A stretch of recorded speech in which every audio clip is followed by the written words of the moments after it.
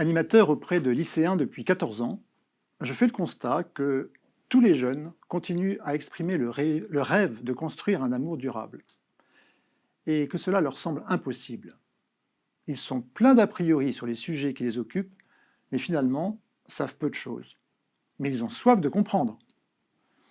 Notre objectif est de les aider à devenir des adultes responsables, ancrés dans le réel, capables de mesurer la valeur du beau, du bien, du vrai, mais aussi à nager à contre-courant quand il le faut, à retrouver la fierté d'être ce qu'ils sont, conscients de leurs talents, leurs qualités, tout ce qui fait leur être, tout en découvrant le sens de la vie et de l'amour.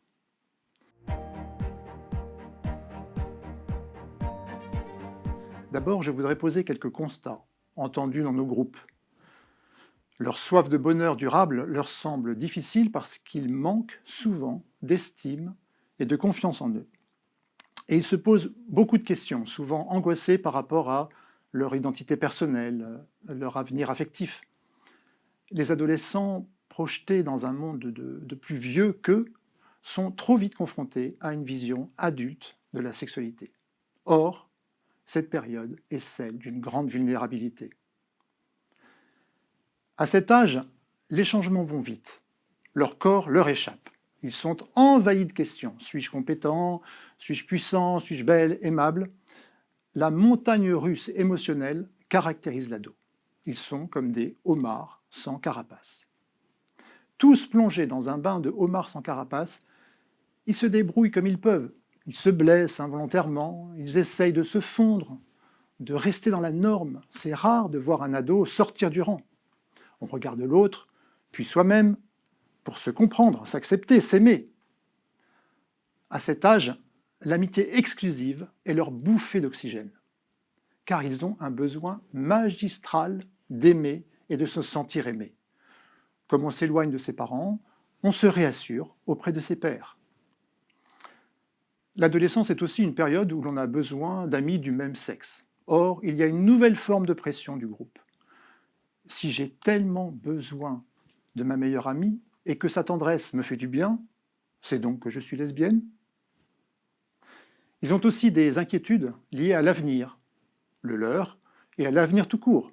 Leur éco-anxiété est prégnante. Ils sont aussi fragilisés. Avec un premier téléphone à 9 ans et demi en moyenne, ils sont confrontés très tôt à la pornographie. Ils sont bombardés par une vision fausse et ultra-violente de la sexualité, où l'autre est juste un objet de plaisir. Les jeunes confrontés au porno sont de plus en plus nombreux. Ils enregistrent une ritualisation de l'acte sexuel, avec systématiquement 3 phases: fellation, pénétration, sodomie. Ils subissent ces images de désir et de plaisir sexuel en position de voyeur, en oubliant que ce sont de vraies personnes exploitées pour ça. L'écran rend d'ailleurs invisible la souffrance des gens. L'attente des garçons, c'est surtout les actes. Dans la performance, avec ce prisme du porno, ils sont obsédés par l'idée de faire comme les autres. Souvent, les filles acceptent dans l'idée de plaire aux garçons. Elles sont prêtes à tout pour avoir de l'attention, qui n'est pas de l'amour, parce qu'elles ne s'aiment pas toujours assez. Finalement, le cri du cœur de l'ado, c'est « suis-je aimable ?» Et le porno dicte sa loi. La notion de consentement à 15 ans est couverte par l'angoisse d'abandon. Leur corps est un terrain de jeu, mais toutes ces expériences ne sont pas profitables et elles affectent leur être profond. On constate qu'ils sont très tôt blasés, voire dégoûtés. Ils en ont assez des interventions sur la sexualité, et même parfois de la sexualité elle-même. Ils en arrivent à revendiquer le no-sex dès l'entrée au lycée.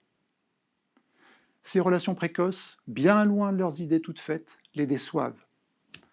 Contre tout ça, il faut les aider à prendre conscience de leur qualité, de leur singularité, au fond de leur dignité. Tes amis, pourquoi ils t'aiment? Quels sont tes talents? Il y a aussi la pression liée aux réseaux sociaux qui s'éloignent de la réalité, qui idéalisent et aboutissent à la dévalorisation personnelle et à la perte de confiance en soi jusqu'à devenir des lieux de harcèlement. C'est une pression sociale supplémentaire. Il faut paraître bien, être aimé, être le leader.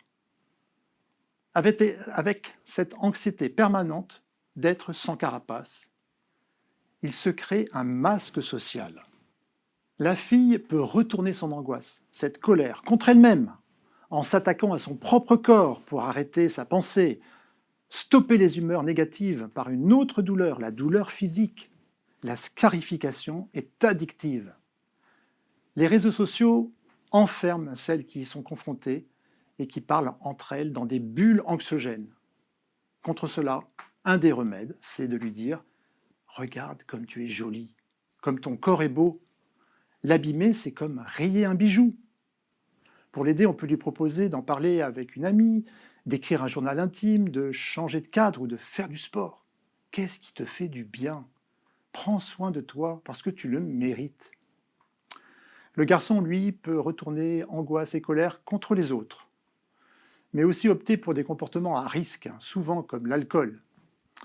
Le remède chez eux, c'est vraiment de rendre service, de bouger, de faire du sport pour brûler les hormones. Les jeunes sont aussi fragilisés quand la famille l'est aussi, par les séparations, la monoparentalité. Ils sont aussi en devenir. Le cerveau d'un jeune, d'un ado, évolue jusqu'à 25 ans. La zone des fonctions exécutives, qui anticipe les conséquences des actes, est la plus longue à maturer. La zone comportementale, qui réagit au stress, est plus réactive pendant l'adolescence. Donc, l'émotion va être plus rapide et plus forte que la pensée. C'est pour cela que le jeune peut faire n'importe quoi sous la pression du groupe, du masque social. Sa plus grande angoisse est de perdre ses amis, d'être mal vu. Sous le coup de la colère, il peut même être capable de harceler lui-même pour le seul besoin d'être reconnu. Malgré tous ces constats, nous rencontrons aussi beaucoup de jeunes qui vont bien et qui sont heureux de ce qu'ils vivent. Je voudrais justement vous parler de ce qui les aide à répondre à leurs désirs profonds, leur recherche de bonheur, leur soif de beau, d'amitié, d'amour sincère. Ils sentent que la qualité de leur vie dépend de la qualité de leurs relations. À la fin des parcours, les jeunes nous disent « À l'école, on nous parle de la relation sexuelle, mais jamais de la relation à l'autre. » En envisageant le jeune plutôt qu'en le dévisageant, nous lui permettons de retrouver foi en lui, de réveiller ce désir de se dépasser, ce plaisir, ces petites victoires qui l'aident à se situer dans la vie. Il sera fier de se prendre en main et de comprendre ce qui se passe en lui. Découvrir ce que l'on veut ou non au plus profond de soi, grâce à une connaissance de soi-même et de l'autre, permet de grandir en estime de soi et en respect de l'autre. Réussir à s'affranchir de la normalisation, du formatage, de cette caricature d'amour du porno est essentiel. Par notre expérience, nous voyons comme il est important de les aider à découvrir qu'il peut être bon de savoir dire non, dans une situation qui ne sera pas profitable, malgré la pression du groupe.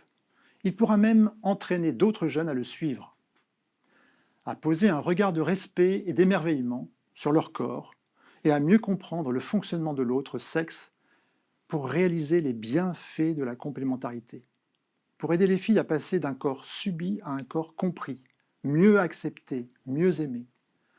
Aider les garçons à comprendre le fonctionnement de la libido, de l'excitation sexuelle, pour ne pas en être esclave, mais en garder le contrôle, et à connaître le cycle féminin pour le respecter, à découvrir comment fonctionne le cerveau, en particulier le mécanisme de l'addiction. Les neurosciences expliquent la difficulté normale à résister à des tentations addictives.